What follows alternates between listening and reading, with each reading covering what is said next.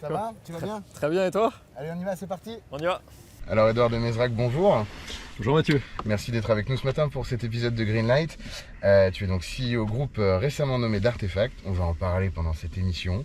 On va revenir sur vos thématiques qui sont la data, l'IA, la tech et comment on booste nos boîtes françaises via ces bons leviers.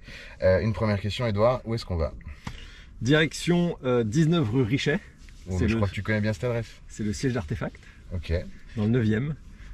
Artefact, on est plus de 600, donc on a de la chance d'être dans le centre de Paris, donc direction Artefact. Allez, c'est parti, rue Richet dans le 9e.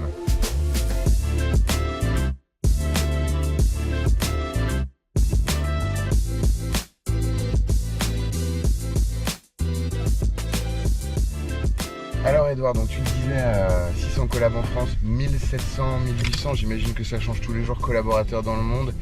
23 pays au moment où on se parle. Exactement. En tout cas, c'est ce qui a marqué sur ce qu'on retrouve sur vous. Plus d'une trentaine de bureaux, développement extrêmement rapide et important de cette structure. J'ai une question piège à te poser. Est-ce que tu connais par cœur la mission d'Artefact? La phrase. C'est une très bonne question. Nous, notre mission, c'est de travailler à l'adoption de la data et de l'IA pour avoir un impact positif par les entreprises et les organisations, c'est-à-dire à la fois les entreprises privées et le secteur public. On est à 97% selon notre IA score. Votre score de qualité. Voilà, on a un score, on a évidemment un outil IA pour valider les mots-clés qui sont cités, donc c'est effectivement ça. Vous accélérez l'adoption de la data et de l'IA afin d'avoir un impact positif sur les individus et les organisations. C'est nickel, donc on va parler de ça pendant cet épisode de Greenlight. Vous êtes avec nous, comme à l'habitude. On met quoi comme radio ? Alors moi j'aime souvent travailler en musique, mais un fond musical, donc on va se mettre France Musique. Ah, France Musique, parfait.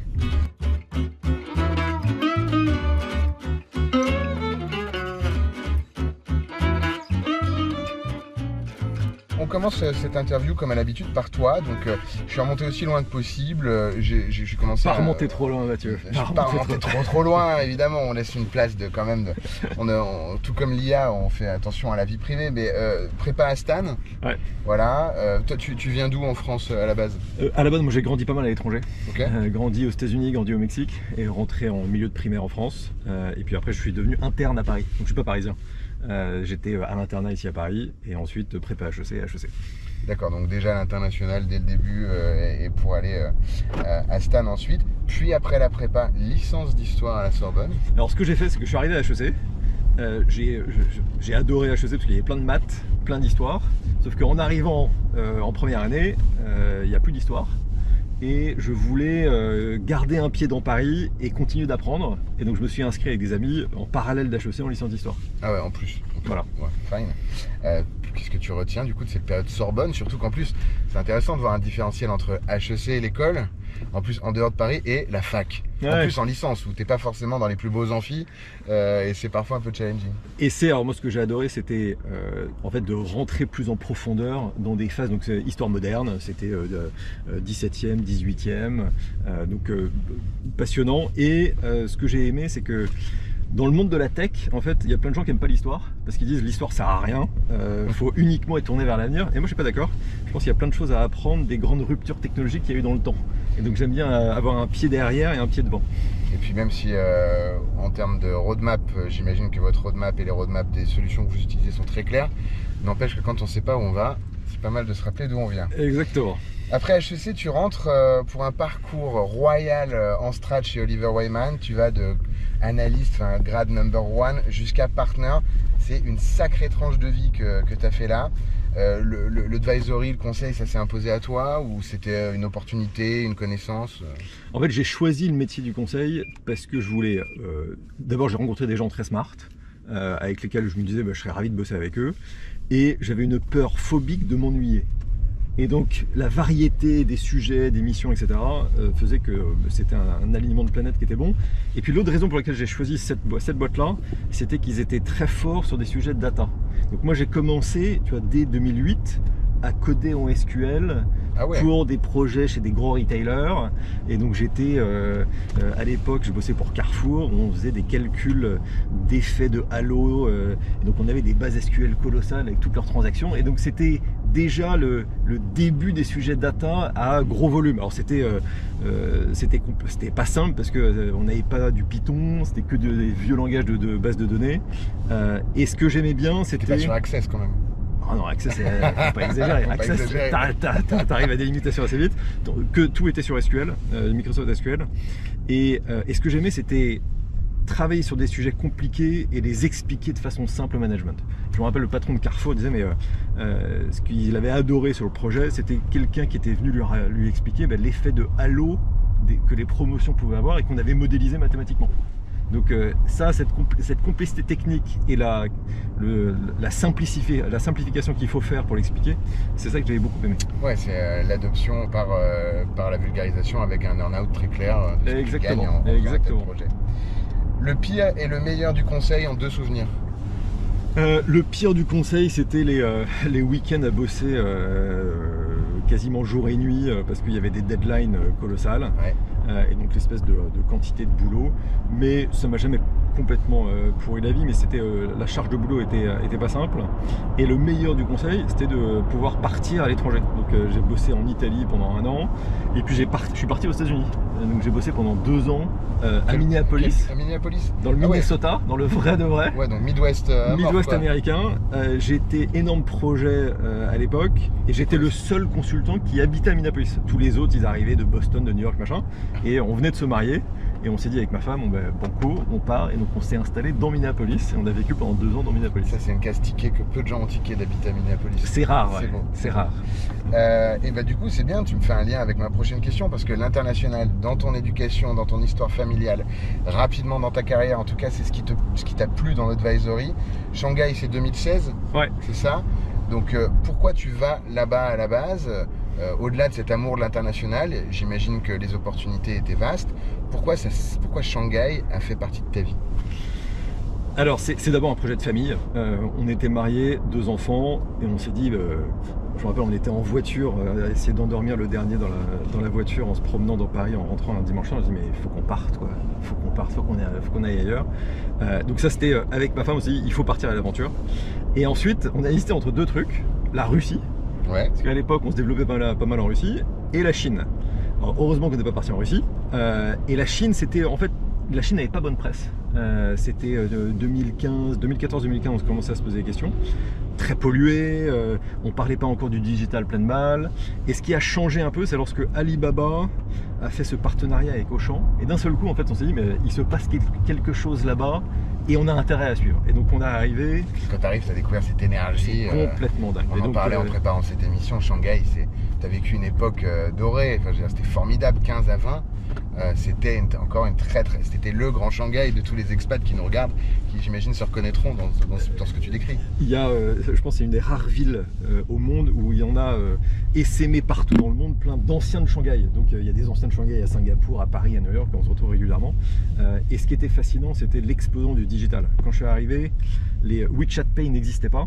Et le premier Chinese New Year, donc c'était Chinese New Year 2017, les premiers paiements de dons dans la famille sont passés par WeChat. Et ça a été l'explosion des WeChat Pay et de tous les paiements digitaux. Et derrière, ça a été un boulevard. Et les WeChat s'est pas arrêté là. Est-ce que peut-être tu peux aider nos téléspectateurs à comprendre le rapport d'un Chinois à WeChat? Parce que WeChat, c'est à la base quelque chose qui est similaire à WhatsApp peut-être, mais dont l'usage n'a absolument rien à voir. La place de WeChat est centrale dans l'économie chinoise, la vie des Chinois. Voilà, la grande différence que je vois en Chine, c'est que le monde digital est beaucoup plus interconnecté avec le monde physique. Donc dans toutes les tâches du quotidien, tout peut passer par WeChat. Donc certes, WeChat, c'est une macro-application, c'est une application de messagerie, mais c'est une application comme un iOS, où il y a plein d'apps dans l'app. Et donc plein d'entreprises, que ce soit un retailer, un vendeur automobile, une boîte industrielle ou une boîte de luxe, va avoir des mini-programmes dans l'écosystème WeChat. Et c'est comme une app sur ton téléphone où tu peux tout faire. Donc, et les 3 killer apps de WeChat qu'on utilise au quotidien en Chine? Alors, les killer apps aujourd'hui, ou l'utilisation fondamentale, c'est tout ce qui est transport, tout ce qui est livraison. En fait, tu peux te faire livrer n'importe quoi en 5 minutes. Donc, tu n'es pas sur un site marchand, via WeChat, directement dans WeChat, tu commandes ce que tu veux, quoi. En fait, via Taobao ou n'importe quelle application, tu commandes absolument ce que tu veux. Releme, tu commandes ce que tu veux. Et au sein de WeChat, surtout le truc qui est le plus utilisé, c'est les paiements. Ouais. Donc, je crois que 90% des paiements sont digitaux en Chine. Ouais. 2015, nous on payait encore les premiers loyers en cash. C'était terminé après un an. Ouais. Énorme impact de la tech sur les Chinois via une application pourtant similaire à celle qu'on a mais qu'on n'utilise pas pareil. Tu l'as dit au début, pour aller plus loin dans le sujet de data et tech, ta pratique du consulting se construit rapidement autour de la data. Tu as parlé d'opportunités avec Carrefour, mais la data, j'ai l'impression, on pressent que c'était déjà un sujet qui était prégnant pour toi, que tu avais... Mais on est en 2008-2009 au début, tu vois. Aujourd'hui, c'est facile de se dire, quelques années après, que tu as fait le bon choix. Mais putain, tu sors d'HEC, tu as fait une fac d'histoire. Qu'est-ce qui t'a envoyé là-bas? C'est une rencontre, c'est une lecture, c'est un mentor, quelque chose, un symbole. Qu'est-ce qui t'a poussé à avoir envie d'aller dans la data? Alors, je pense, c'est le goût des maths, ça c'est sûr. J'ai toujours aimé les maths. Je suis arrivé à HEC via les maths. Et après, si je creuse un peu, la data, le réveil autour de la data et surtout le réveil autour de l'IA, ça a été quand j'ai commencé à bosser pour JD.com. Donc quand j'étais en Chine avec mon employeur précédent, on a bossé pendant 18 mois à Pékin pour JD.com. Donc JD.com, c'est l'Amazon chinois. Okay. C'est l'équivalent d'Amazon, c'est un distributeur en ligne. Le siège à Pékin, il y avait 10 000 personnes dans le siège. Tous les matins, lorsqu'on arrivait, il y avait une centaine de personnes dans les locaux en bas. C'était juste les nouveaux arrivants. Donc, et on bossait pour le département Y, c'était le département d'IA. Il s'appelait comme ça, le Y Department. Et ce qu'on faisait, c'est qu'on développait des premiers algos. Et ce qui m'a fasciné, c'est que nos équipes codaient dans la journée sur un périmètre restreint. Le soir même ou à la fin de la semaine, les équipes tech de JD.com prenaient les algos et les étendaient sur tout le reste du périmètre qu'on n'avait pas couvert. Et quand je vois la vitesse à laquelle ils récupéraient les algos, ils développaient, ils scalaient, etc., je dis, mais je ne veux bosser que là-dessus. Ouais, les mecs arrivaient, entre le matin et le soir, bon, on exagère un peu, mais quasiment cela, à confronter une idée, un algo à la réalité. Très vite. Ça, c'est absolument dingue. Et avec plein d'équipes techniques, chez eux, des employés JD.com ont bossé main dans la main avec leurs équipes d'ingénieurs. Et suite à ça, je me suis dit, mais en fait, je ne veux bosser que sur ces sujets data et IA, parce que c'est ça qui va faire le développement des 20 prochaines années de l'économie. Et à ce moment-là, j'imagine, tu commences à grenouiller autour d'une boîte qui s'appelle Artefact, que tu connais un peu maintenant. Et tu rencontres qui pour la première fois de cette boîte, ou quel est ton premier rapport à Artefact et comment?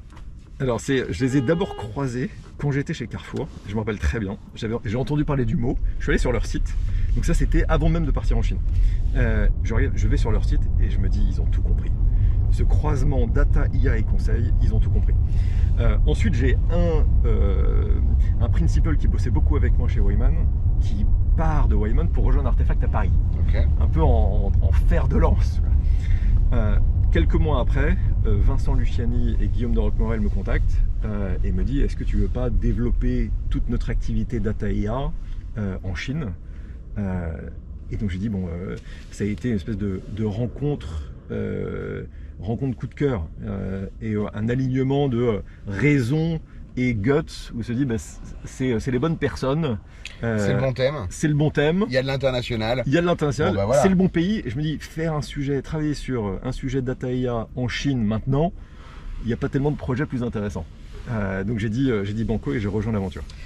Comment on se prépare, parce que c'est toi maintenant le CEO, même s'ils sont toujours là, mais comment on se prépare à prendre un rôle de numéro 1 dans un tel ensemble, qui est quand même d'une certaine taille, que tu connais certes, mais premier poste de number 1, il y a bientôt 2000 personnes dans la boîte, dans 30 bureaux, dans 23 pays. Comment tu t'es préparé?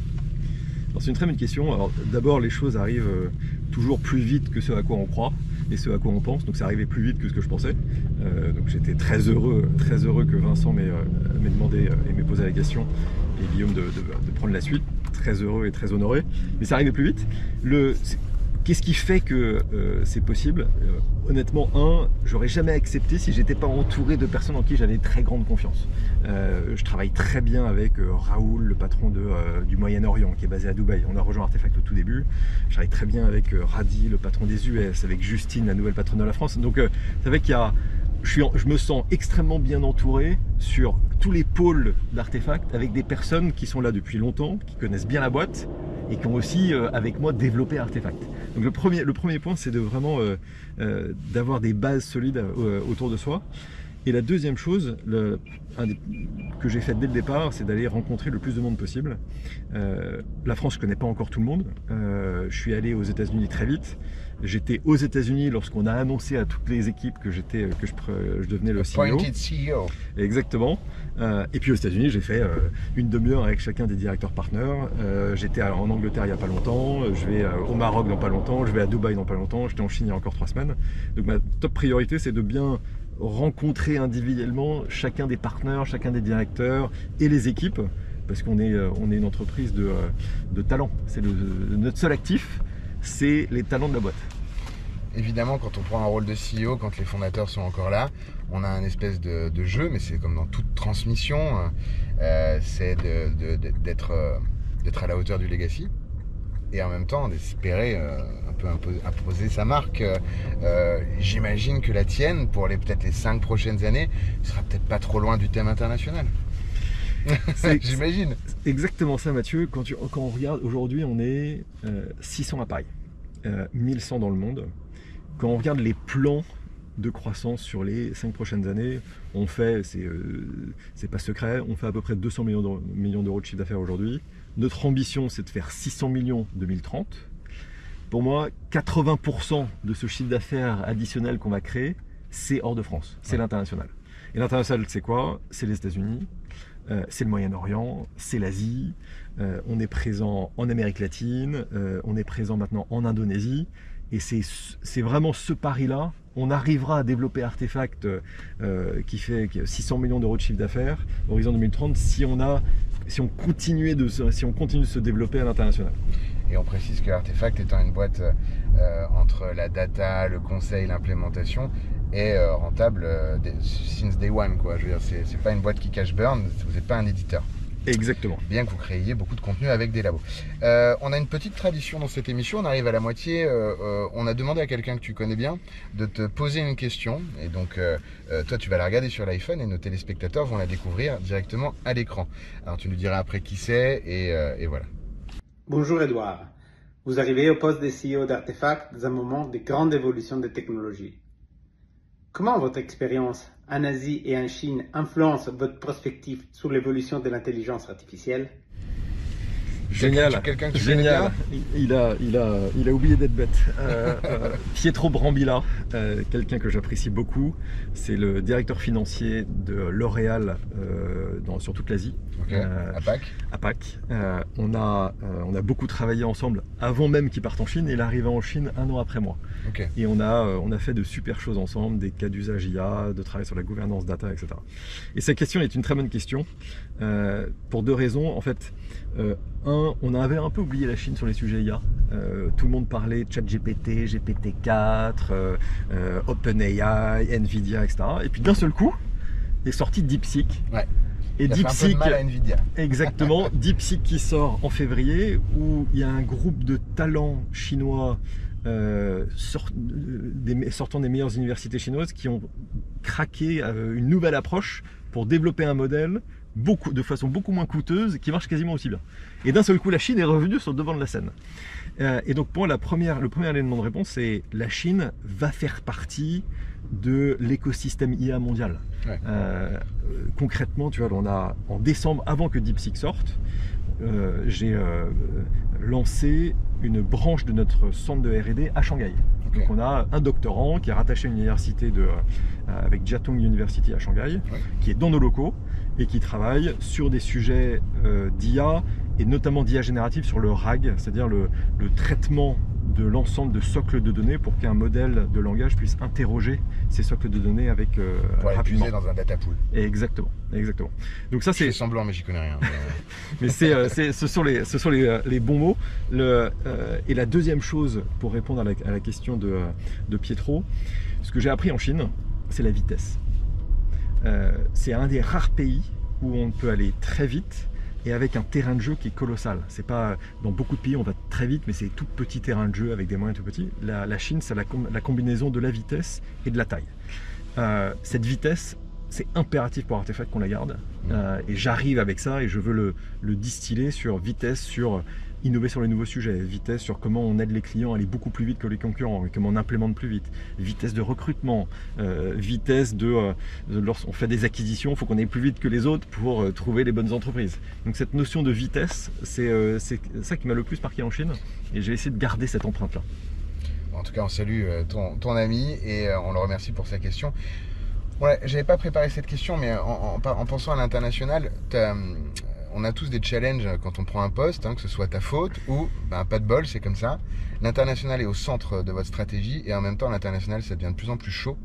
C'est la douane, vous ne serez pas trop concerné, mais on est quand même dans un monde, un paradigme qui a complètement changé. Tu peux voir des gens qui commencent à te dire j'ai peur.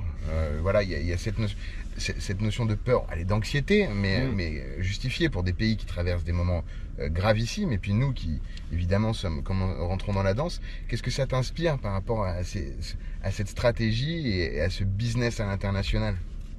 C'est une très bonne question. Tout le monde me pose cette même question, tous les fonds posent cette même question actuellement.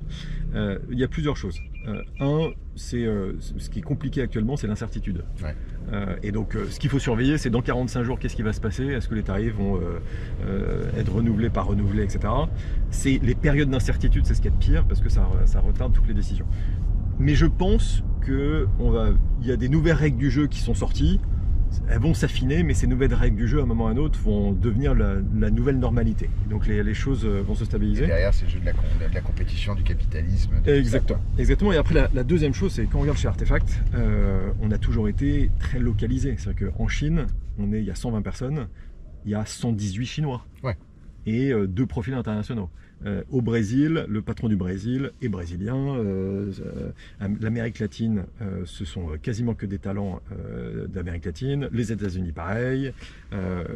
Donc, on a toujours fait le choix chez Artefact d'être vraiment ancré localement. Exemple aussi là-dessus, on ne peut pas travailler uniquement avec les Google, les Azure, les AWS. On travaille avec Alibaba Cloud. Et il y a peu d'entreprises comme Artefact qui sont à la fois partenaires de Google dans le monde de l'Ouest, partenaires d'Alibaba Cloud en Chine, et je pense qu'il faut garder les deux. Donc cette nouvelle équation internationale, d'une certaine façon, peut nous impacter parce qu'on est très ancré localement sur les écosystèmes locaux. Si on n'était qu'un partenaire mondial d'un seul acteur, ce serait plus difficile. Bon, ça va vite, ça va très vite. Le rythme des évolutions techno accélère à marche forcée. Je sais pas le chiffre, tu le connais mieux que moi. C'est quoi l'IA ira 150 000 fois plus vite en 2030 ou j'en sais rien. Mais en tout cas, ça va très très vite. Et ça donne un peu le vertige. Est-ce qu'en France, on a les armes pour rester dans la course? On était présent au AI Action Summit organisé par Emmanuel Macron là, en février dernier. Et ce qui était intéressant, c'était que ça a été un peu un réveil pour tout le monde, qui d'un seul coup, tous les acteurs économiques et politiques ont réalisé qu'il y a des boîtes en France qui travaillent sur ces sujets. L'Élysée a publié dans son rapport final l'ensemble de la chaîne de l'IA, des modèles fondationnels avec Mistral, d'entreprises qui travaillent sur l'annotation de données comme Kili Technology dans la chaîne, et nous, le logo Artefact est dans le rapport final de l'Élysée sur les déploiements de l'IA. Donc il y a un écosystème européen, il y a un écosystème français qui existe, et c'est un peu un rappel pour tous les acteurs économiques. On dit mais travaillons avec l'écosystème européen sans se déconnecter des Alibaba, des Google, des Azure, etc. Parce que ils ont un coup d'avance, mais en aidant l'écosystème à se développer. Donc on a une carte à jouer, c'est évident. Tout simplement parce qu'en fait on a des leaders dans nos secteurs aujourd'hui. J'aimerais qu'on prenne un moment pour parler de la notion d'adoption, parce que l'adoption, c'est ce qui vous place presque dans un système deep tech. Il faut que les gens apprennent, que les gens comprennent. Si les boards, si les codires s'en saisissent, tant mieux. L'utilisateur final, celui qui est dans l'organisation mais qui n'est pas en décision mais qui va subir le change. Enfin, le change, c'est chaud en général. Tu le sais pour avoir été en partner chez Oliver Wyman. Et la notion d'adoption, ça m'intéresse. Pour toi, c'est quoi d'abord l'adoption en tant que CEO d'une boîte qui vise à faire adopter autant de changements, autant de pratiques? Un des premiers points que j'ai partagé lorsqu'on a présenté la nouvelle organisation au sein d'Artefact, c'était notre priorité à tous, nous-mêmes en premier, c'est de continuer de se former. Et on sort tous de bonnes écoles, de bonnes universités, mais on n'a pas forcément appris à apprendre. Donc on a énormément de séances de partage, de learning au sein des équipes tech, entre les équipes tech, nos équipes tech et nos équipes conseil pour rester à la page, des podcasts, des livres, des fils Twitter, des trucs. Donc il y a une urgence à rester à la page. Donc apprendre à apprendre, c'est le premier point. Et là, quand je regarde nos clients, ce que je dis souvent avec nos clients, c'est il faut que la tête montre l'exemple. Et il faut que les patrons montrent que ces sujets IA sont importants et qu'eux-mêmes investissent du temps. Par exemple, très concrètement, il y a la directrice, la présidente d'une grande marque qui m'a demandé de faire un parcours dédié pour elle de une dizaine d'heures d'upskilling sur les sujets data, sur les sujets IA, en one-to-one, parce qu'elle veut embarquer son organisation sur ces sujets. Elle sait que tout ça est nouveau. Elle est arrivée à ce poste-là alors que personne ne parlait d'IA. Et elle sent l'urgence pour elle-même de se former. Et je trouve ça, c'est le meilleur exemple de leadership et de change lorsque ça commence par le haut en disant mais je m'empare de ce sujet, je me forme moi-même pour derrière embarquer les équipes. CEO et ça continue de faire du billing himself. Je passe du temps. Conseil, je continue de passer 50% de mon temps avec des clients. Question centrale de l'advisory ou du change, de la transfo au sens large. Qu'est-ce qui fait qu'un dogme, une stratégie devient réalité dans la vie des gens? Qu'est-ce qui fait que l'adoption devient réalité et quels sont peut-être les écueils à éviter pour que d'une super belle stratégie 2030, un plan 2030, on se retrouve avec quelque chose qui n'a pas beaucoup bougé? On a une valeur chez Artefact qui est en anglais parce que on est une boîte internationale. If not used, it's useless. Et ça, en fait, c'est un motto que l'on martèle à toutes mes équipes. C'est-à-dire que développer un module d'IA, un produit IA qui n'est pas utilisé, ça sert strictement à rien. Et donc, on a une obsession sur l'usage. Et lorsqu'on regarde les indicateurs de succès d'un plan de transformation IA, c'est l'usage. Ouais. Et donc, que ça soit un produit IA, une plateforme, un sujet analytique, il faut s'assurer ça répond parfaitement aux besoins des équipes métiers. Et dans certains cas, on se plante. Et lorsqu'on se plante, on est capable de pivoter très vite parce qu'on a anticipé que, attention, il y a un risque d'usage, ce truc-là n'est pas assez utilisé, il faut qu'on repivote, il faut qu'on ajuste. L'usage, c'est le motto de succès sur ces sujets IA. ChatGPT, c'était le projet le plus ambitieux possible parce que c'est juste un truc avec lequel tu peux tout faire et en même temps, c'était le truc le plus usage-driven parce que du coup, justement... Mais le paradoxe là-dessus, Mathieu, sur un ingénieur OpenAI qui était français, qui a quitté depuis, disait au sein de OpenAI, avant que ChatGPT ne sorte, il ne savait pas très bien à quoi ça allait servir. Ce chatbot intelligent, ils ne savaient pas très bien, ils disaient ok, on va le mettre sur le marché, on va voir ce que ça donne. Et eux-mêmes ont été terriblement surpris de l'engouement qu'il y a eu et du fait qu'ils arrivent à 1 million d'utilisateurs en 5 jours, etc., ce qui est du jamais vu. Ils ont été eux-mêmes surpris. Pourquoi? Parce que c'est pas la tech, c'est pas les équipes tech ou les équipes IA qui vont savoir à quoi va être utilisé l'IA. Ce sont les équipes métiers, c'est toi, c'est moi, c'est tous les utilisateurs qui d'un seul coup doivent comprendre ce que la tech peut offrir et tirer ces sujets-là. Et c'est là où c'est notre métier, c'est de former les équipes business, former les leaders pour qu'ils embarquent dans une transformation IA de leur entreprise. On est toujours dans le thème de l'adoption, parce que c'est ce dont on parle, mais j'aimerais qu'on fasse un parallèle entre IA, tes thèmes et la transition durable. Parce que c'est des sujets d'adoption, tu vois. Et toi, quel parallèle tu vois entre le succès de l'adoption rapide de l'IA poussé, mis à l'agenda, et la transition durable? C'est finalement juste l'opposition d'une opportunité business que représente l'IA et ce qui est encore perçu comme une contrainte business qui représente la transition durable, pourquoi aujourd'hui on parle peut-être plus d'IA que de transition? C'est une bonne question. Pour moi, la façon dont je vois les choses, c'est l'IA et la data et la tech au sens large font à la fois partie du problème des questions environnementales et de l'impact carbone sur la planète, mais ça fait partie aussi des solutions. Et il faut garder ces deux éléments-là. Pourquoi ça fait partie des solutions? Parce que si on veut optimiser n'importe quel flux physique, n'importe quelle distribution qui va avoir un impact carbone négatif sur la planète, en fait, on a besoin de tech pour le faire. Et ça, on commence à faire beaucoup de cas d'usage sur réduction de la consommation d'électricité parce qu'on est capable de mieux prédire les pics de demande et dire attention, si on a ce pic de consommation, ça va aller taper des usines à charbon parce que les pics, c'est comme ça qu'elles sont gérées. Si on évite les pics en baissant la consommation au bon moment, on peut avoir un impact incrémental. Mais c'est vraiment ces deux angles-là. Et est-ce que finalement l'IA aujourd'hui a simplement une traction, un trend plus fort que la transition durable? Je pense que les deux vont s'allier. Je te demande pas de me dire que l'un est meilleur que l'autre, mais de fait, c'est vrai que surtout avec effectivement ce qui peut se passer outre-Atlantique, l'IA n'est pas un sujet trop challengé par le nouvel gouvernement américain, au contraire, là où, qu'est-ce qui fait que c'est moins trendy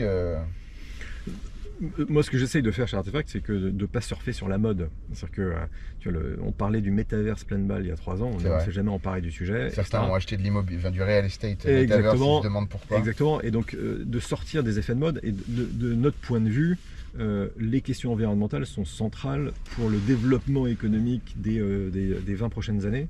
C'est incontournable. Alors qu'on en parle plus, qu'on en parle moins, au fond, je m'en fiche.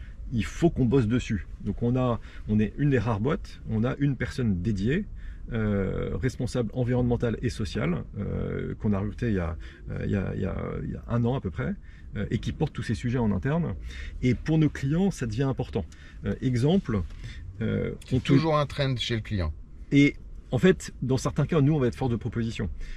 D'aller optimiser la consommation d'algorithmes, la façon dont les algorithmes sont codés sur une plateforme pour réduire l'impact derrière en eau et en carbone. En fait, on est force de proposition aujourd'hui parce qu'on est capable de dire en disant il faut changer la façon dont c'est codé, on a des idées pour le faire. Alors ça a souvent un impact économique et un impact environnemental positif.